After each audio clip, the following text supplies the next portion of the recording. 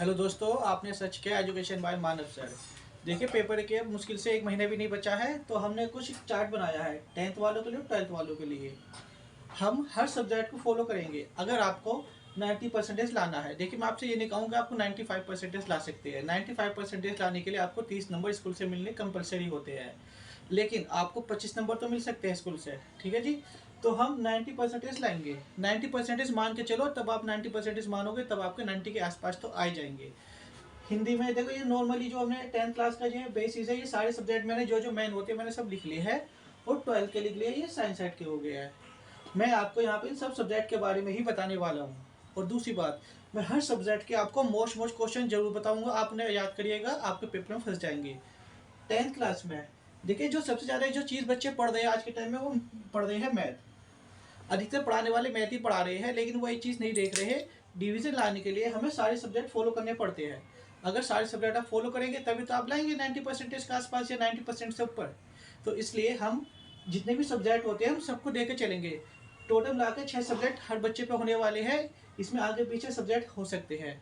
तो मैं हर सब्जेक्ट का चार्ट आपको बताऊंगा, कैसे नंबर कहाँ से निकलेंगे उसमें बताऊंगा, और फिर आपको इंपॉर्टेंट क्वेश्चन में बताऊंगा। आप उन्हें करिएगा, आपका पेपर 99% वही फंसेगा, वही आएगा।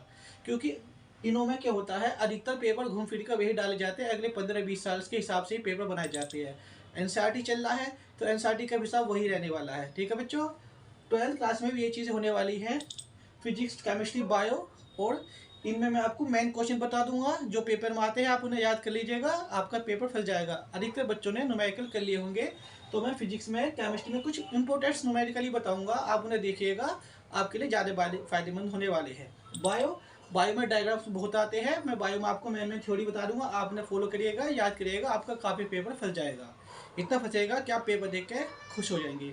बाकी ये जो सब्जेक्ट डाले के, ये अकाउंट्स वालों के होते हैं, आर्ट साइड वालों के होते हैं। इंग्लिश बच्चों सबके पास होती है, और हिंदी सबके पास है। यानी कि 2 सब्जेक्ट जो हम मानेंगे कंपलसरी है।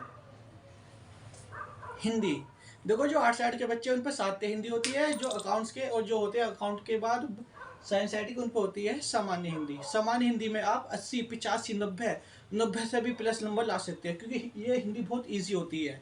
तो मैं इसके भी सारे कॉन्सेप्ट आपको बताने वाला हूँ। उसके बाद ये अंग्रेजी।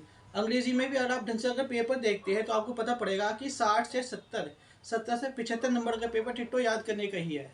अब बच्चे क्या करते हैं, उन्हें याद तो करते नहीं है, उनके ऊपर बहुत सारी चीज़ें पढ़ते रहते हैं, पेपर में आके अड़गम सड़गम ही पेलते हैं। 90% बच्चे तो ये काम करते हैं।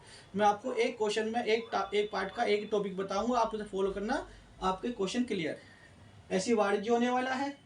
और गणित, गणित में जो मेन क्वेश्चंस होते हैं, हालांकि कितनी प्रैक्टिस करो उतनी कम होती है, तो उसमें कुछ मेन ही क्वेश्चन बताए जाएंगे, क्योंकि इतना टाइम तो है नहीं, और मेरे हिसाब से हर कोई बच्चा ट्यूशन कोचिंग ले ही रहा है।